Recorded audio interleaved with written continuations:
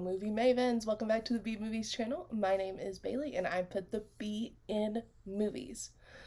We're also going to answer the question today of how many holidays themed Bucky shirts do I have? Spoiler, it is 2.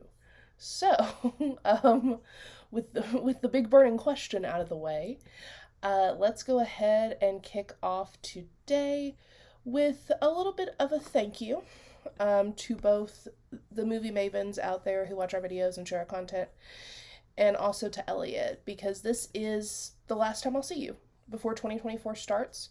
So I just wanted to take a little time right up top to say thank you. Thank you for such just a wonderful year and a supportive year. Thank you to everyone who watches our videos. Thank you to everyone who reads the blog. Thank you to friends of mine or even people I don't know who have reached out with very nice words, major words of encouragement, and just thank you. 2024 is going to be a lot of fun. There are some personal projects that I am fleshing out right now that I'm excited to do. There are also some things for B Movies, like the B Movies book club that Elliot's going to be starting. We want to try to get started on TikTok and doing YouTube shorts.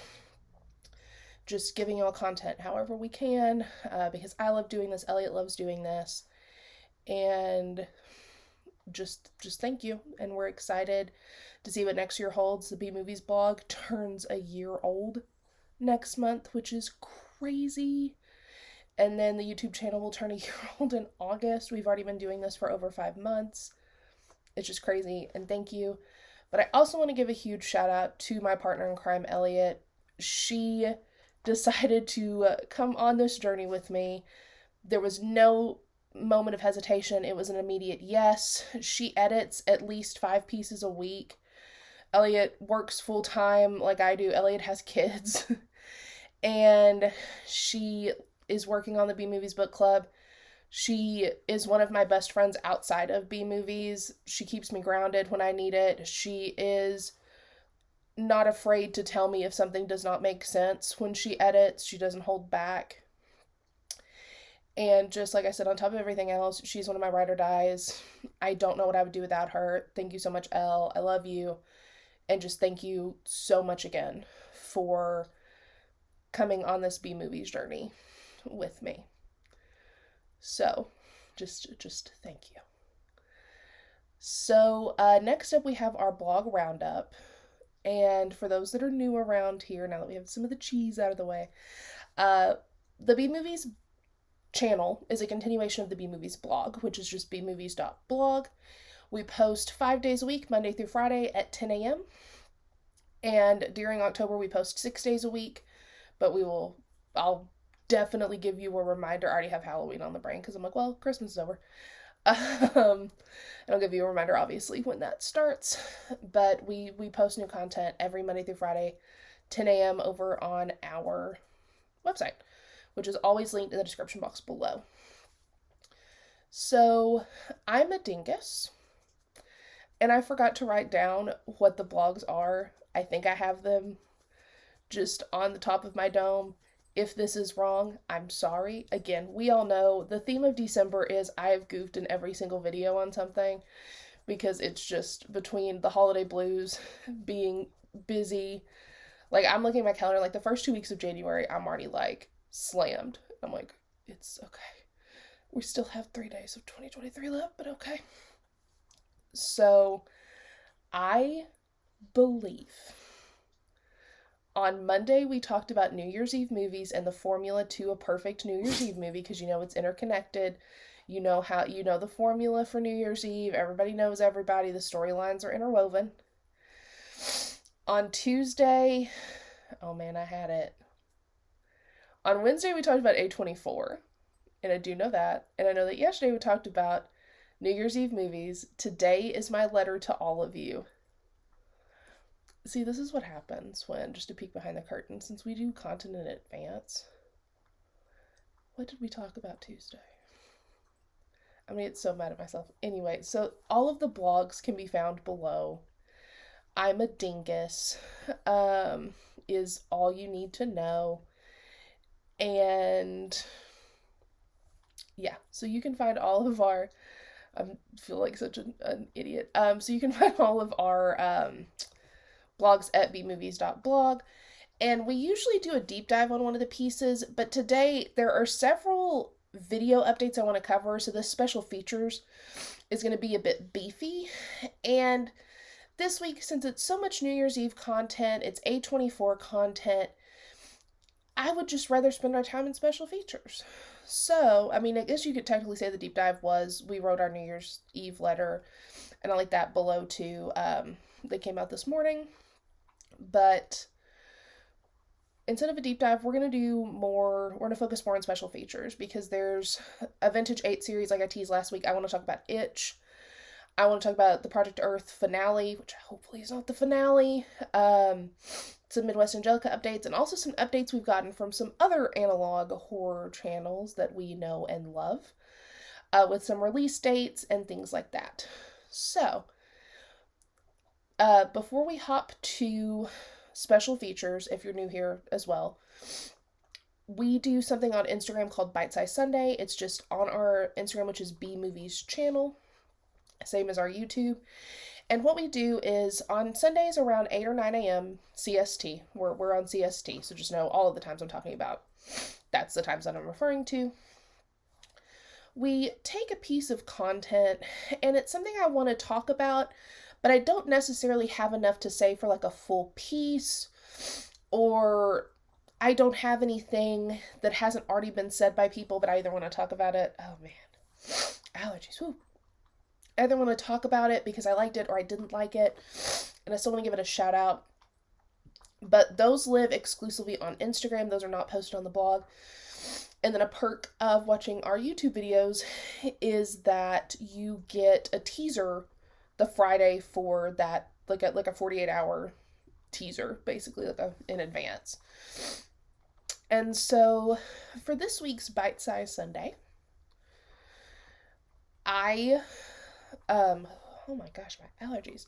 So for this week's Bite Size Sunday, and the teaser, I will say, here's one thing I will say if you're also new here.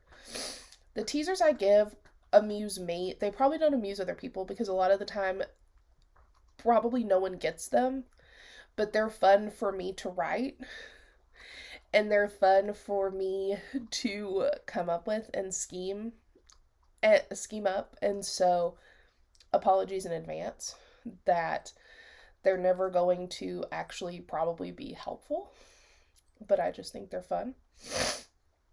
And so, oh my goodness, sorry y'all. So for this week's Bite Size Sunday, the teaser I have is, if something is too good to be true, it's probably a heavy formulated plan to put you in that position. So, do with that what you will. That's going to be our Bite Size Sunday. I will say this is a show that had been on my radar, and I finally watched it, and I really, really, really enjoyed it. So, that's going to be our Bite Size Sunday. So check out, give us a follow on Instagram, just at bmovies channel. That's where those reviews will live. So now that we have the cheese out of the way, we have my blog round. I'm dying on the inside.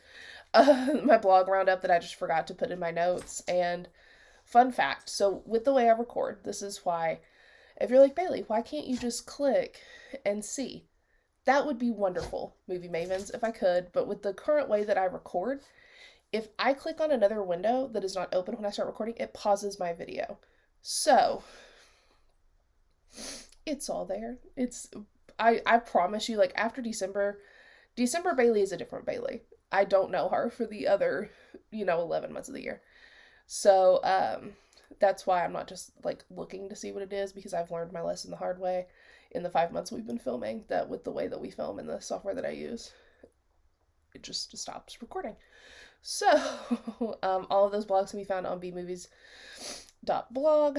and all of that is linked in the description box below. So, with all of the housekeeping out of the way, I think it's time to dive into special features. And so, like I said, we are going to talk about Vintage 8 series Itch. I finally watched it. Like I said last week, Vintage 8 made my skin crawl. We have Married to Sleepwalker Video 2. We also have Married to Sleepwalker Video 3, so we're going to be talking about that next week. Um, and then I have some Midwest Angelica updates. Project Earth episode 6. And then again, there are a couple of other of the series that we like that have posted some updates in their community tabs, have been teasing some things and everything like that. So, excuse me. So, let's go ahead and dive right on in to Vintage 8's series Itch. So, first of all, Vintage, I need to see this as a movie. I more than understand it needs to be handled with care and a lot of practical effects. But I need to see this as a movie. I think it would be one of those ones, it would be like a Slither-esque movie that just sticks with you. Because Slither, it's one of my favorite horror movies, but scenes of that movie live rent-free in my head. And that movie came out, like 17 years ago, and it still lives rent-free in my head. And the amount of times I said ew out loud or made a face like this, just the limit does not exist. I will also say shout out to Vintage because there is one that is trypophobia, I believe is how it's pronounced. It's trypophobia. It's the fear of if you watch American Horror Story, which unfortunately I do, and I don't want to talk about it. That I don't talk about it because I think that Emma Roberts is garbage. Just to be very honest. I think a lot of them on set are garbage. I think Ryan Murphy is very bad about taking sides that he shouldn't. But if you remember from the cult season, the fear of holes within skin or within entities, the holes, that's what this is. And so fortunately Vintage 8 has made 2 versions. I watched the one that was not friendly, so I can't speak to it, but I know that they would not have made 2 different versions if the safe version had the images that the unsafe version didn't. So I think that just again, I can't speak to the safe version because I watched the regular version, but with how much Vintage 8, the care that they put into videos and things, I would not be worried about watching the safe version. I think you should be totally fine. So, Vintage 8, you nasty, but I could not look away from any of this. I was fully into it the entire time.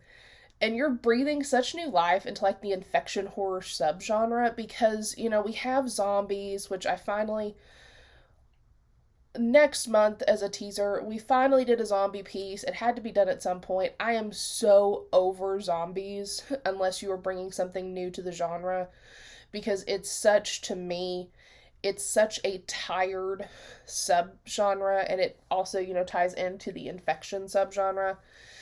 Unless you're doing Anna and the Apocalypse, or, you're the OG, Night of the Living Dead with George Romero's ghouls, unless you're bringing something new, it can get really dull. And I know that this is not zombies, obviously, but zombies are, at least in my opinion, an offshoot of infection horror as well. But just Vintage 8, you're bringing such new life into this subgenre because this is such a unique take on it. And I love the connections in here to Married to a Sleepwalker, the Tangy Virus, Oracle, Sinkhole. It's, again, I love this whole universe that you've built. We also have a familiar face in Itch. I won't spoil it for you, but I'm going to say face ? And so here's why I think Itch is important to talk about now, while Married with a Sleepwalker is also happening. So, in Married to a Sleepwalker, if you remember last week, the newscaster mentions encephalitis, which is also mentioned in Itch as one of the symptoms. So this is mentioned in Itch. So that's what I think Shelley's husband was hospitalized because. And this is a spoiler for Itch, so I'm going to give you a couple seconds to click away. Okay. So, There is mention of a mosquito virus and itch, of that being the next phase of outbreak. I think the Livingston, the LV virus, is what is alluded to in itch. That is what Shelley's husband had. That's what I suspected he had when I watched Itch. I suspected these two were correlated before they flat out said he had Livingston in Married to Sleepwalker. I suspected that that's what he had because when I watched Itch, only the first episode of Married to Sleepwalker was out. And that's why they're concerned about the bites and everything. And that's what the landlord is referring to when he was like, the only way to get it is like, stay inside, keep the temperatures cool. And so I think the Livingston virus in Married to a Sleepwalker is the next phase that is mentioned. Again, I don't want to spoil all of Itch for you, but a character mentions in Itch that the next phase of the outbreak, because what's happening in Itch isn't exactly what they wanted to happen, but they feel like they have refined it better, and I think that that is the Livingston virus, and I think that that's what I figured out that that's what Shelley's husband had.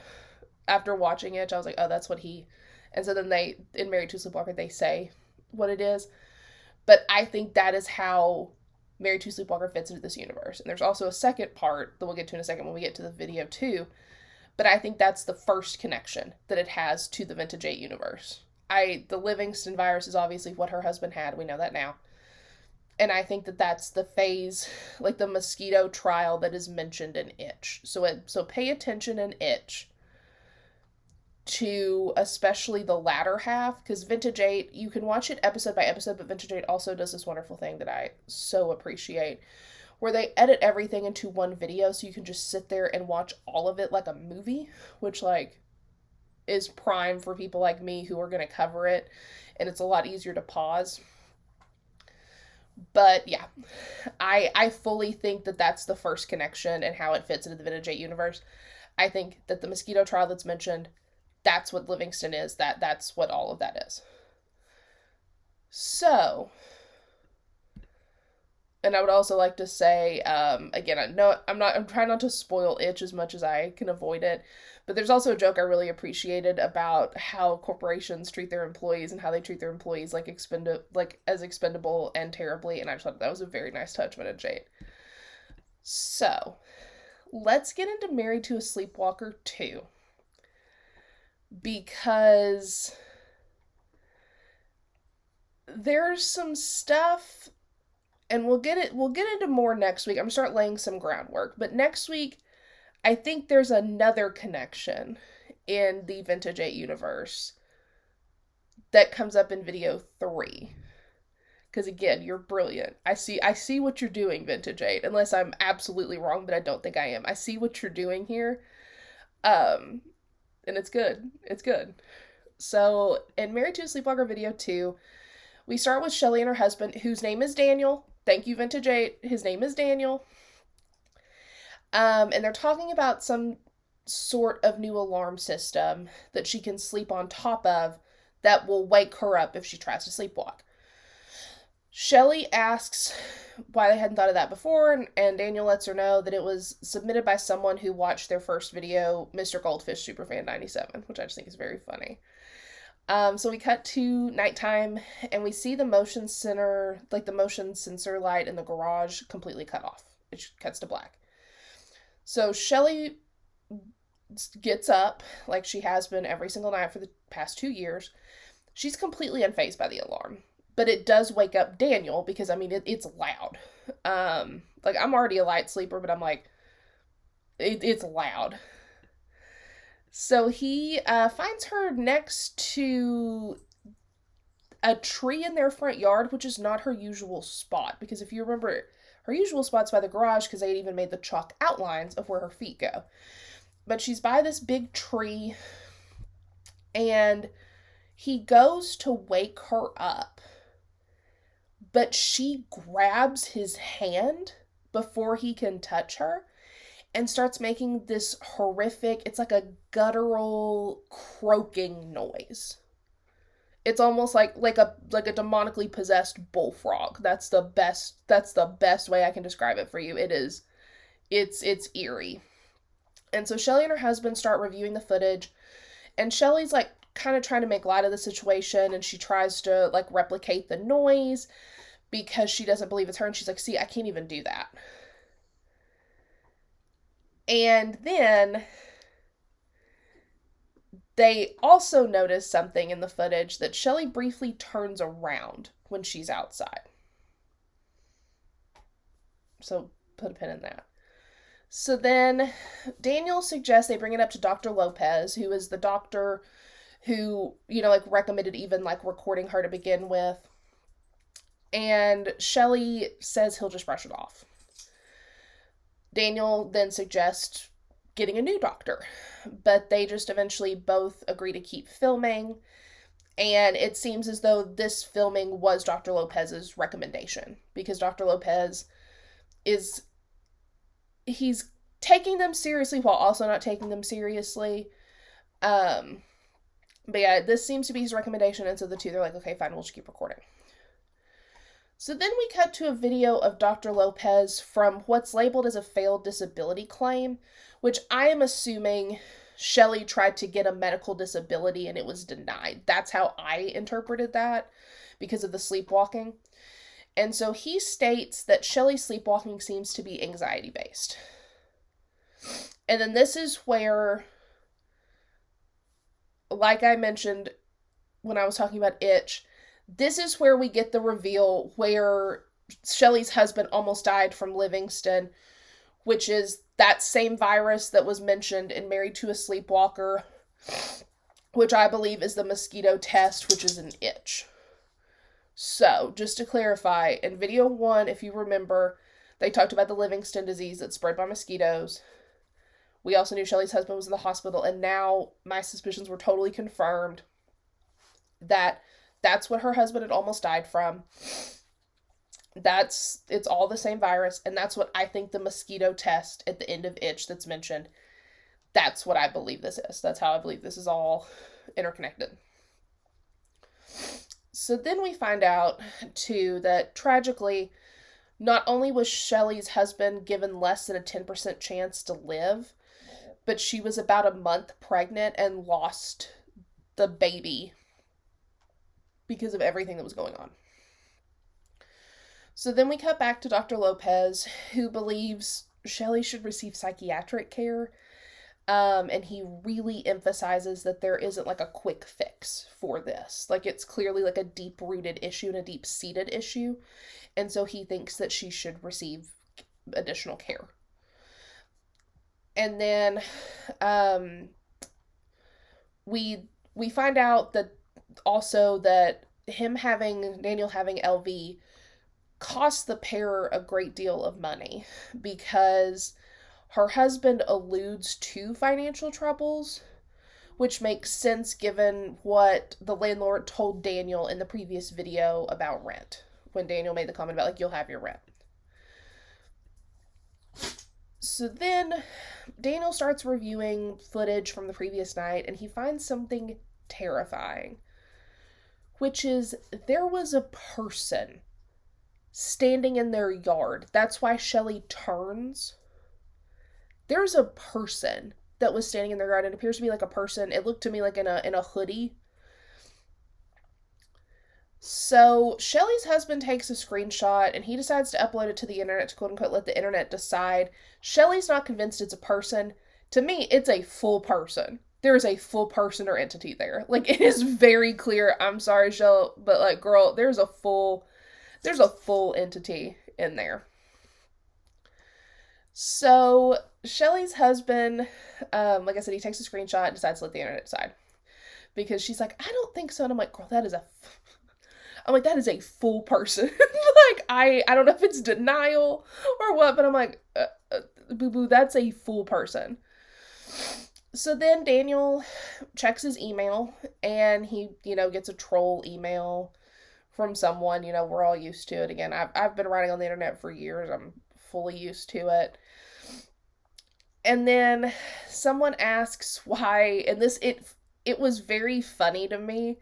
I really appreciated this scene, because I'm a big when we start getting into, I'm doing a piece on the Adult Swim infomercials. It's part of a 3-part Adult Swim series that we're going to be doing in January and February.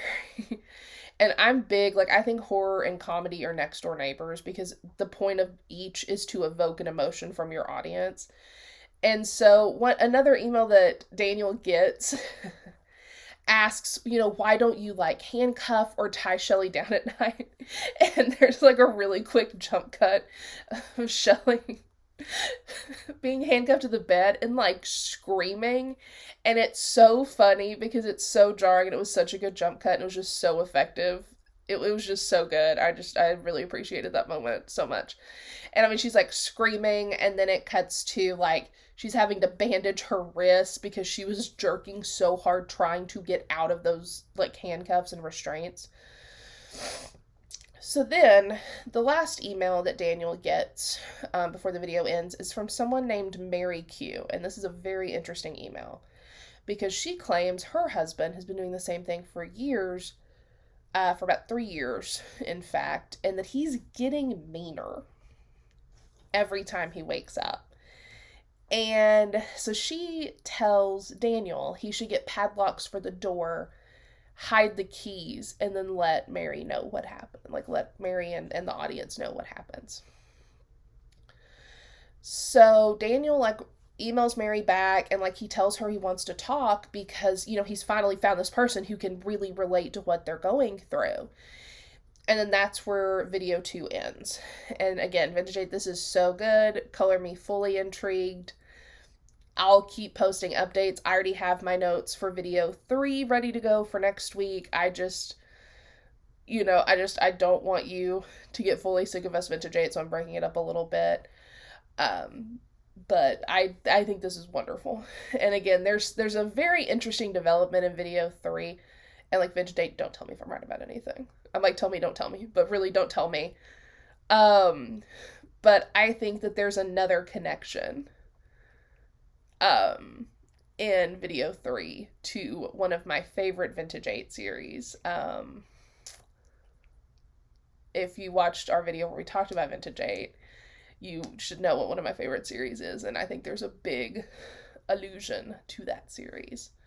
So next up, and this is a special perk of subscribing to our YouTube channel. I have already, and it's coming out Monday, I've compiled my list of my favorite movies of 2023.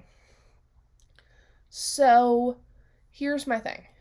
I like to say my favorite as opposed to like the top movies of 2023 because we all know that it's so subjective. And like I always say, just because I like a movie doesn't make it a good movie. Just because I hate a movie doesn't make it a bad movie. Art is subjective. That's the wonderful part about art. That's the wonderful part about movies. That's why we can talk about them, dissect them. And so I have my top 10 favorite movies of 2023. I also cheated a little bit because one of the movies I mentioned knocked No One Will Save You out of my top 10, or my top favorite. It's top 10 is like the girl in my brain, but in the piece I don't like saying it like that.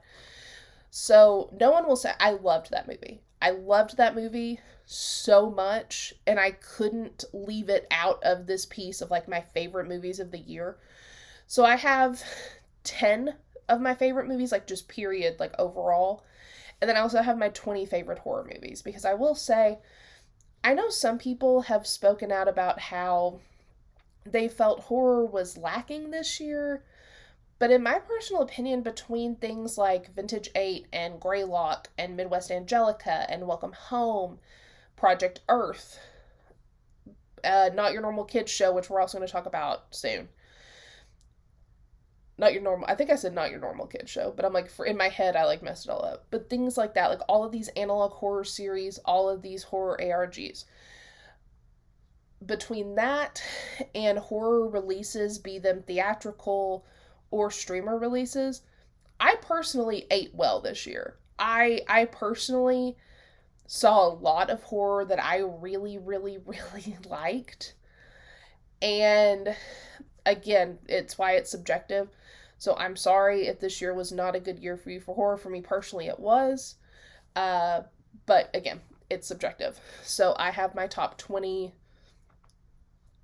favorite horror movies of the year as well.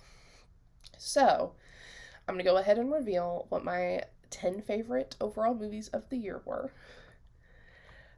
So, this is a YouTube exclusive because the piece will not be out until Monday. So, again, another perk.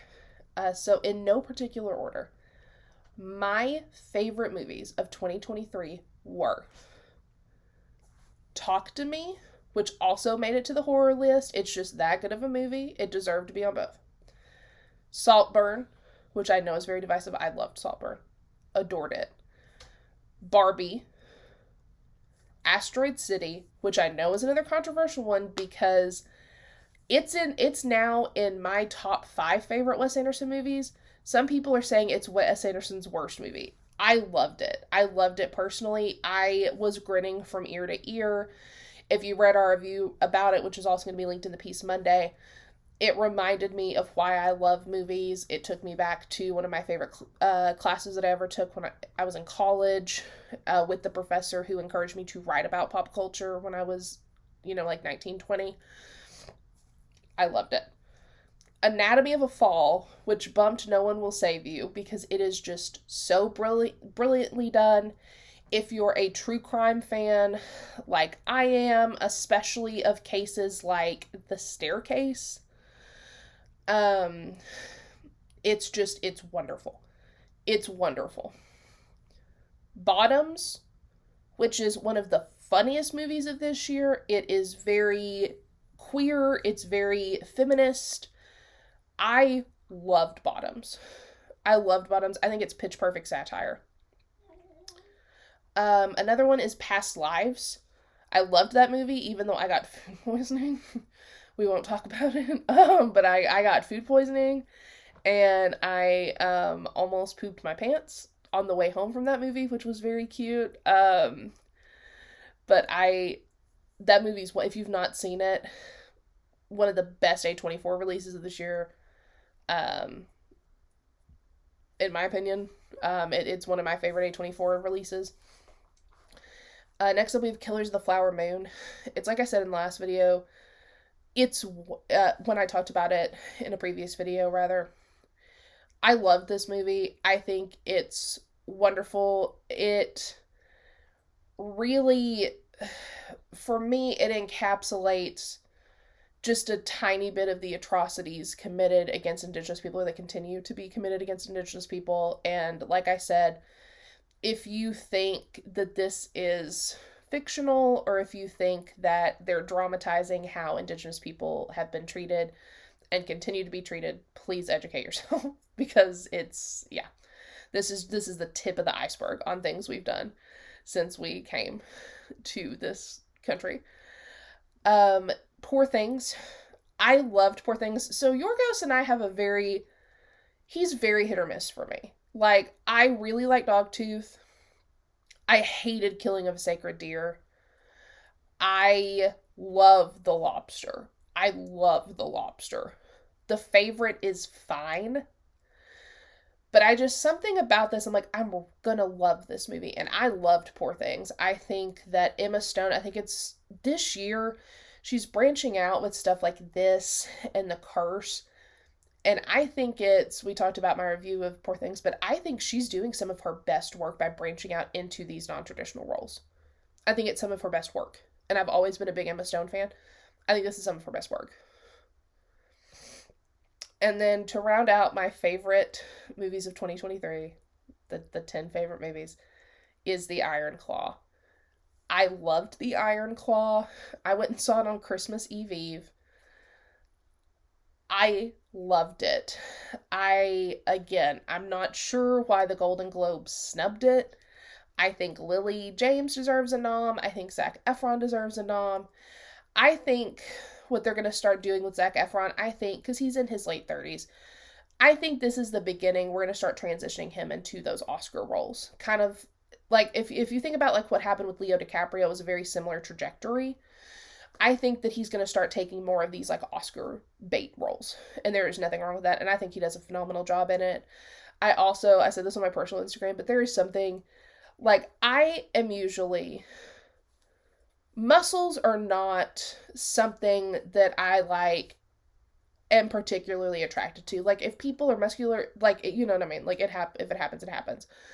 But I'm not like, that's not on my checklist. And there is something about Zac Efron and those denim shorts, like denim cutoffs and a cowboy hat and boots. I don't know if it's the Texas, like the little bit of Texas girl in me. I don't know. But between that and then there's a scene where he's in a yellow mesh tank top, I was basically like, if you're a Brittany Broski fan and she does that, like, that was basically me in that movie theater. I was like, the entire time. I don't know if it's because, like, I grew up with Zac Efron. I absolutely had, like, we all know I am not straight. Like, I am very queer. Like, I am attracted to, it doesn't matter. Like, I pansexual would probably be the best word. I just usually say queer or gay as an all-encompassing term. Like, I'm not attracted to just straight cis men. But I was just like, between him and Jeremy Allen White, I was like, okay. So, and I think it's just a wonderful portrayal of the Von Erich family. And something I really appreciated, and I didn't say this on my personal Instagram, but I'm going to say it here. So I watched May December. I hated it. I will not recommend it. I think with May December, they needed to read the room, considering, like, the Colleen Ballinger stuff that's happened this year, the Ruby Frankie stuff. Like, there have been so many cases of really bad things that I can't really say on YouTube, but you know what I'm referring to, and if you don't, again, please educate yourself on those, because they are awful. I think that Colleen Ballinger should be deplatformed, and I don't care what anyone has to say about it. But I think it's extremely insensitive and just kind of crappy to release a movie like this in a year that has had all of this unfold. Secondly, they don't ever explicitly state how wrong this is. And for those who are unfamiliar, May December is about a woman and her victim. I'm gonna call it for what it is. Where when she was 36 and he was 13, they had a child, and it's framed as it's like a take on Mary Kay Letourneau, essentially. And so now that he's her age when everything went down, he's 36.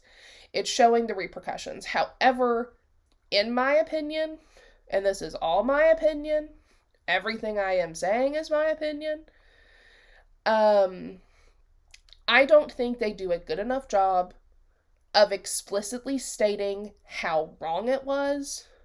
And I think they borderline glamorize the situation, because they show the repercussions on him as an adult, but we don't talk about it. And Natalie Portman's character, so Natalie Portman is coming to study them because she's going to play Julianne Moore's character in a movie. They're doing a film about their story.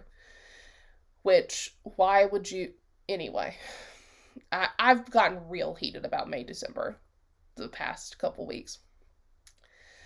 I just think it does not come across the way that they hopefully wanted it to, and how they hopefully intended it to, if you catch my drift. And so I was just really bothered by it, because I'm like, I need y'all to explicitly state how wrong this is. I need you to, like, there are times where you don't need to beat something over the head, right? Like, you don't need to underestimate your audience. And I was like, when you talk about subject matter like this, you need to, I mean, that horse needs to be gone.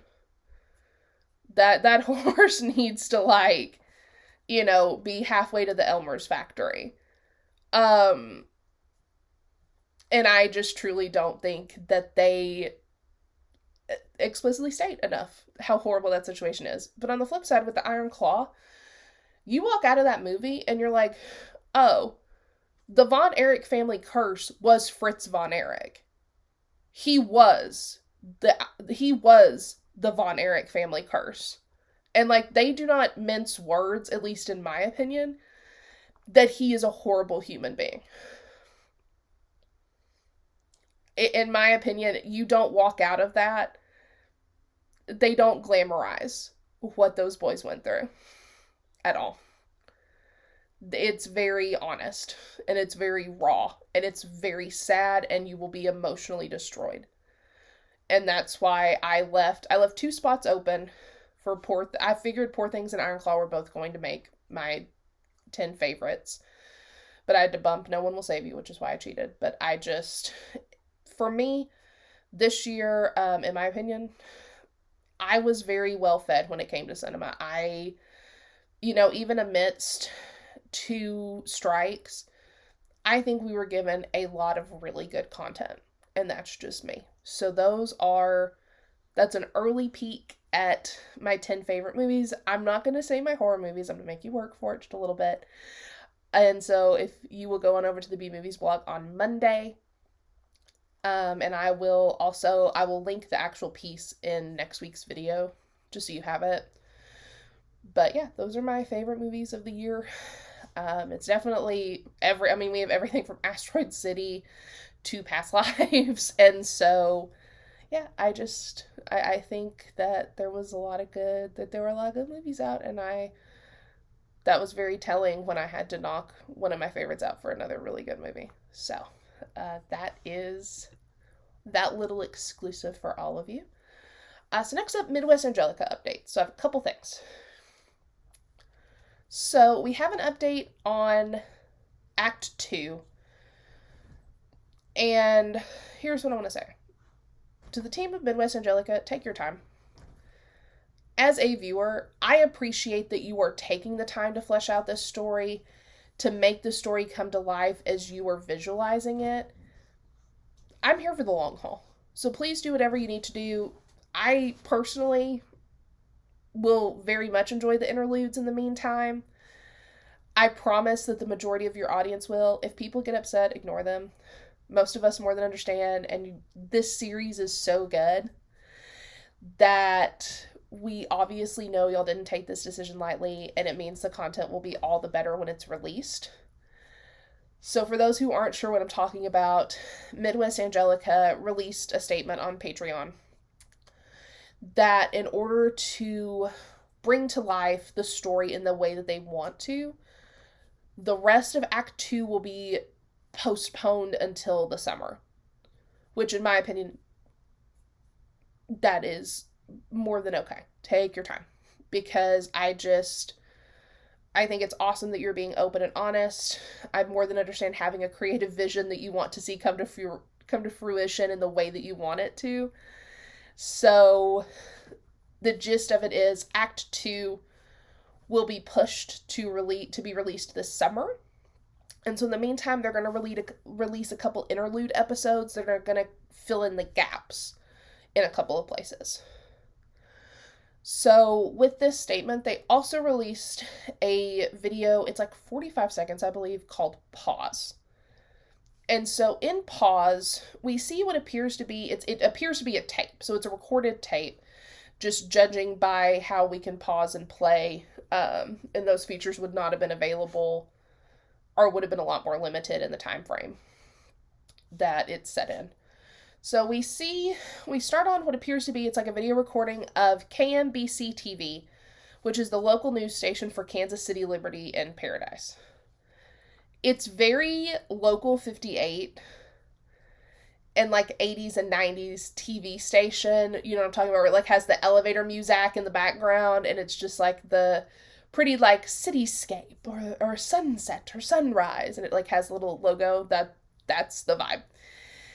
And so we then switch to a slide about the weather, which again, it's very similar to, if you know, you know, if you had parents or grandparents that watched the Weather Channel a lot and they watched local on the 8s, which is like every 10 to 15 minutes, like whenever it's on the 8, a time that ends in 8. Yeah, that's the vibe. And it says that Friday will be sunny, warm, and it has information about the temperature and wind conditions. The tape is then paused, and we stay on that screen with the weather conditions for the remainder of the video, which is the last few seconds. So I have a couple theories here. Either A, I think this day is going to be important moving forward, this Friday. Or B, the tape is paused because the viewer hears or sees something. It may also just be a literal pause because they're putting the pause on Act 2 until the summer. Either way, I'm still fully engrossed in this narrative. I'm here for the long haul, like I said. So, like, Midwest Angelica team, take your time. You're doing a wonderful job. Like, wonderful job. You are making one of the best analog horror series on the market.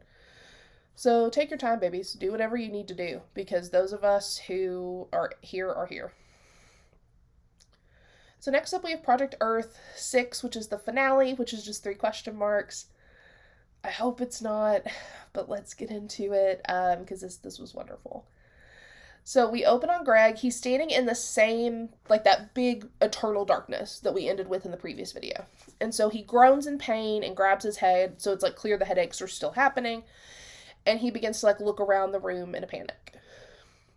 So he sees a robot and it starts trying to kind of give the intro we're used to.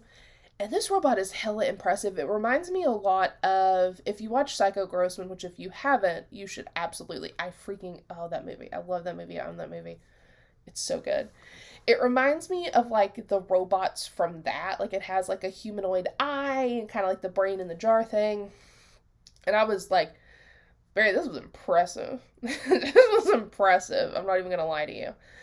So then Greg begins to travel through different realities.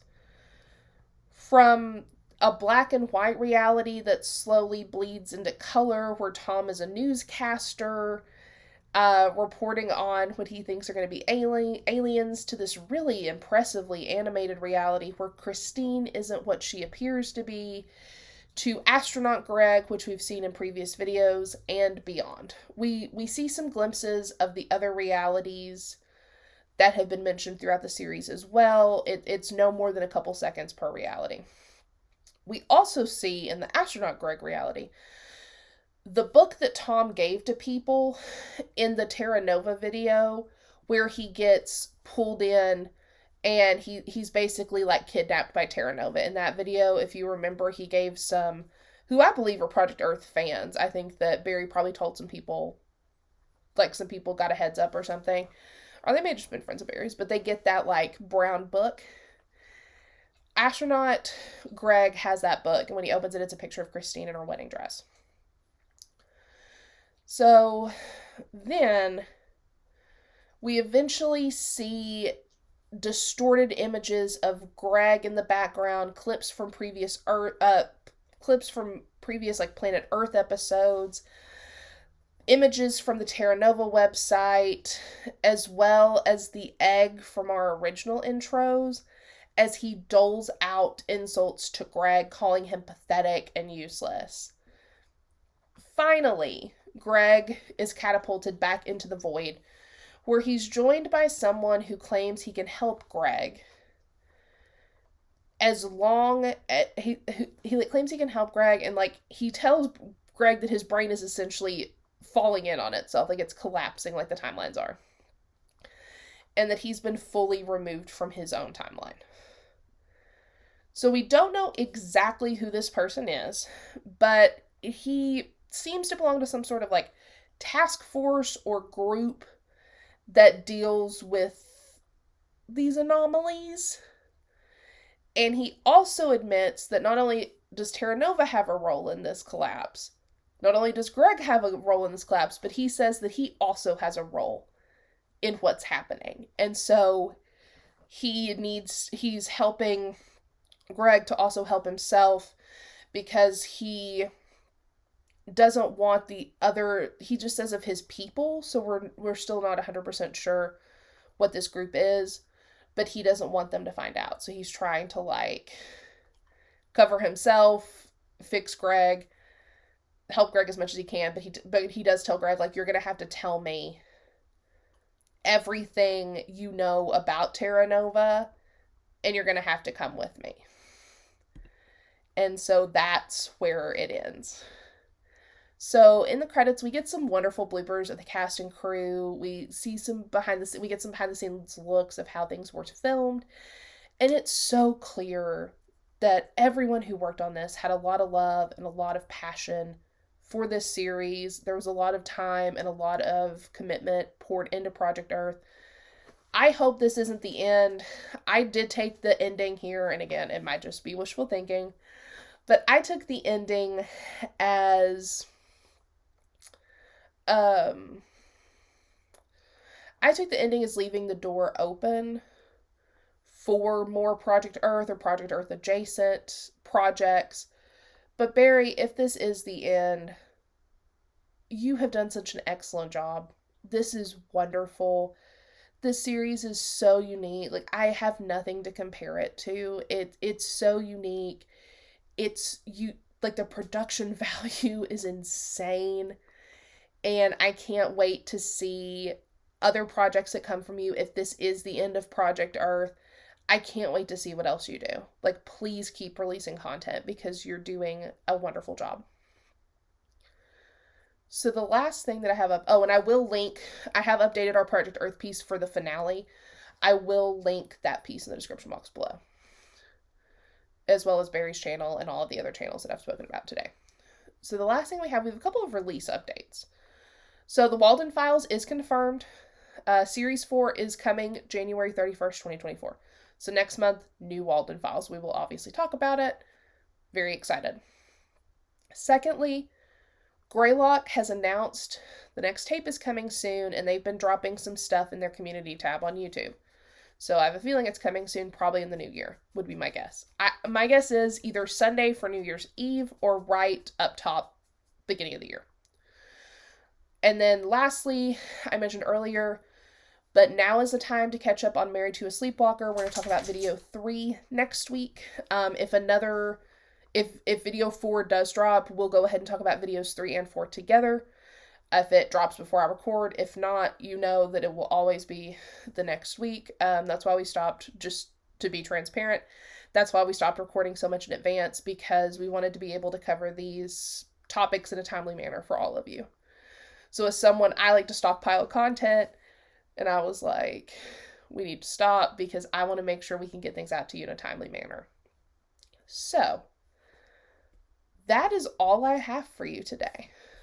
So like I said earlier, I will link Midwest Angelica, I will link Vintage 8, I will link Project Earth, both Barry's channel and the pieces we've written. I will link our big Midwest Angelica video in case you want to hop in now. We do a big breakdown of Act 1, and then you can check our various video notes for all of the other updates that we've done. We've done a couple more because a couple more videos have come out, like the teaser and the first video of Act 2.